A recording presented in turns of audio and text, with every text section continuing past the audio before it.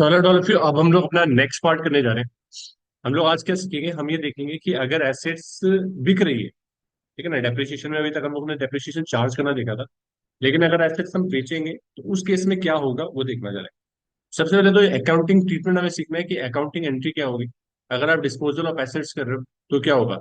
Disposal of assets can be take place इधर at the end of the useful life, मतलब या तो हो सकता है आप जब उसकी यूजफुल लाइफ खत्म हो जाए तब उसे बेचो, ठीक है ना। या तो ये वजह हो सकती है, ठीक है ना, यूजफुल लाइफ उसकी खत्म होगी तब आपने उसे बेचा। During its useful life due to obsolescence और एनी अदर abnormal फैक्टर, मतलब हो सकता है कि आपकी यूजफुल लाइफ उसकी खत्म नहीं हुई, लेकिन टाइम बीतने की वजह से उसमें कुछ कमियां आ गई या उसके कुछ एबनॉर्मल फैक्टर्स की वजह से हमें उसे बेचना पड़ रहा है।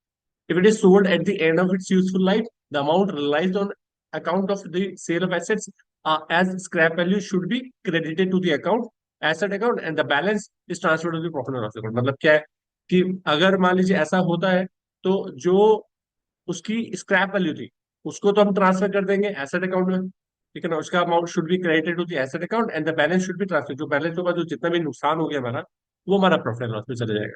जैसे कि छोटा सा क्वेश्चन उन्होंने बताया कि अगर स्क्रैप में जा रही है तो अगर आपकी एसेट्स क्या हो रही है, स्क्रैप में जा रही है, तो जब बिकेगी तो स्क्रैप वैल्यू कुछ पैसा आएगा ना। एग्जाम्पल के तौर पे हमने एक कोई एसेट सोची थी 1 लाख रुपए की खरीदी थी, ठीक है ना। अब वो 1 लाख रुपए की एसेट जो है वो बेची, उसकी स्क्रैप वैल्यू कितनी थी, 10,000 रुपए, ठीक है ना। अब वो 10,000 रुपए तो हमारे को मिल रहे होंगे ना, तो पैसा आ रहा है, तो बैंक और डेबिट टू एसेट, एसेट गई तो एसेट को तो खत्म कर देंगे, ठीक है ना, और 10,000 रुपये एंटर कर देंगे from the for transfer of balance in asset account. जो बाकी पैसा जो बाकी हमारा बचा होगा, मतलब एसेट की वैल्यू कितनी, 90,000, जो हमारा नुकसान हुआ वो कहाँ चले जाएगा, प्रॉफिट एंड लॉस में। अगर प्रॉफिट हुआ, मतलब जो भी उसकी कीमत थी, जो उस टाइम पे उसकी कीमत थी जब वो बिक रही है, जिस टाइम पे भी वो बिक रही है उस उतना अमाउंट का क्या होगा, जो अगर प्रॉफिट हुआ है तो प्रॉफिट में ट्रांसफर हो जाएगा, लॉस हुआ है तो लॉस में ट्रांसफर, ठीक है। तो एंट्री क्या होगी उसकी, assets, asset account debit to profit and loss account, और profit and loss account debit to assets. अगर हम प्रोविजन, जो अगर हम लोगों ने प्रोविजन का केस भी देखा था, अगर हमने प्रोविजन से एसेट्स बेची है, प्रोविजन हमारे पास बना हुआ था, तो हम पहले प्रोविजन से बेनिफिट लेंगे। हो सकता है भाई देखो हमने एसेट्स जा रही है, तो एसेट जा रही है तो हो सकता है हमारे पास प्रोविजन रखा हुआ है 80,000 रुपए का, 1 लाख रुपए का, तो प्रोविजन फॉर एसेट करेंगे। एक से एक क्वेश्चन करते तो क्लियरली समझ में आएगा। देखो क्या है कि RM limited purchase an vehicle, 4 lakh रुपए की व्हीकल परचेज करी। After 4 year it's salvage value is estimated at 40,000, मतलब उसकी सेल्वेज वैल्यू या स्क्रैप वैल्यू जिसे बोलते हैं वो 40,000 रुपए। 4 लाख की एसेट खरीदी, 4 साल के बाद उसकी सेल्वेज वैल्यू 40,000 हो जाएगी। To find out the amount of depreciation to be charge every year based on the state line method and show as to how the vehicle account would appear for the 4 year. मतलब हमें ये देखना है कि अगर हम उसका 4 साल का अकाउंट बनाते हैं तो उसमें क्या ट्रीटमेंट होगा, और एसएलए मेथड से हमें डेप्रिसिएशन चार्ज करना है। किस मेथड से डेप्रिसिएशन चार्ज करना है, एसएलए मेथड से। तो अब हमें चार्ज करना है, तो देखो कैसे करेंगे।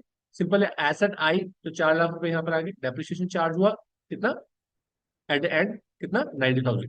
90,000 डेप्रिसिएशन चार्ज हुआ, 3,10,000 रुपये बचा। फिर नेक्स्ट ईयर जब इसका वैल्यू आएगा आगे फॉरवर्ड बढ़ेगा।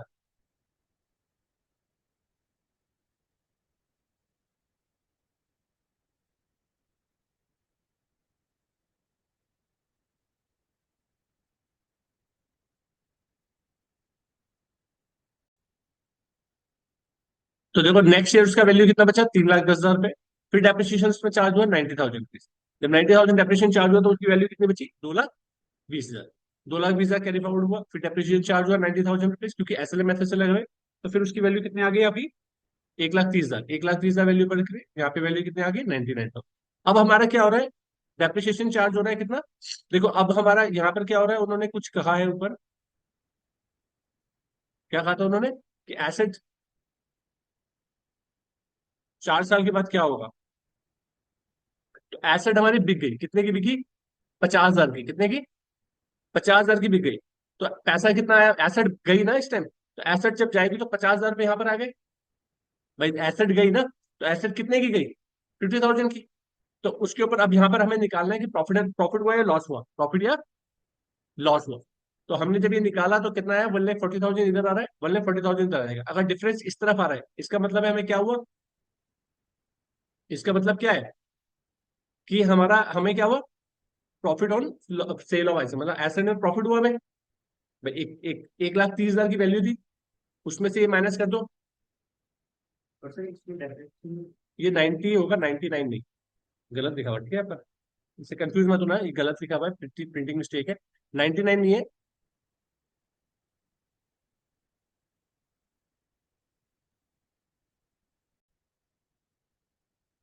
देखो इसमें क्या है कि एक एक चीज की मिस्टेक है, वो ये मिस्टेक है कि ये है ना, ये 90 है, ये यहाँ पे गलती से इन्होंने लिख दिया, क्योंकि देखो अगर आप इसमें मल्टीप्लेक्स करोगे ना तो 1,40,000 तभी आएगा जब 90,000 पे से ऐड हो, ठीक है, तो ये 90 है, 99 नहीं है।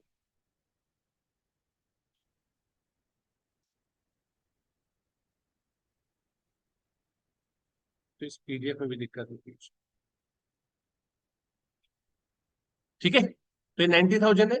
अब इसमें समझो, देखो 1,30,000 की वैल्यू थी, हमने बेचा कितने का इसे, 50 का, तो 1,30,000 और पूरे साल के बाद बेचा है, तो 1,30,000 माइनस 90,000 कितना बचा वैल्यू, कितने की एसेट बची,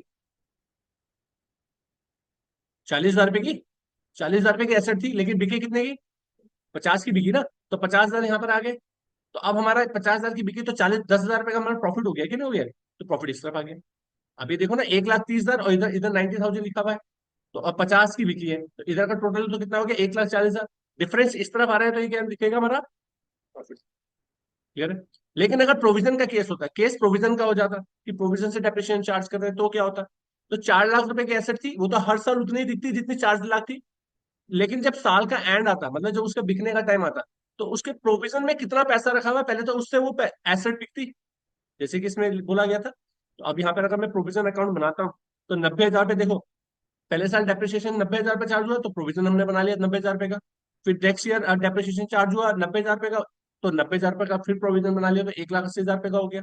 ऐसे बढ़ते बढ़ते हमारा प्रोविजन हमारे पास कितना इकट्ठा हो गया, 360 का, ठीक है ना, सॉरी 270 का, कितने का, 270 का प्रोविजन स्टार्ट हो गया ना।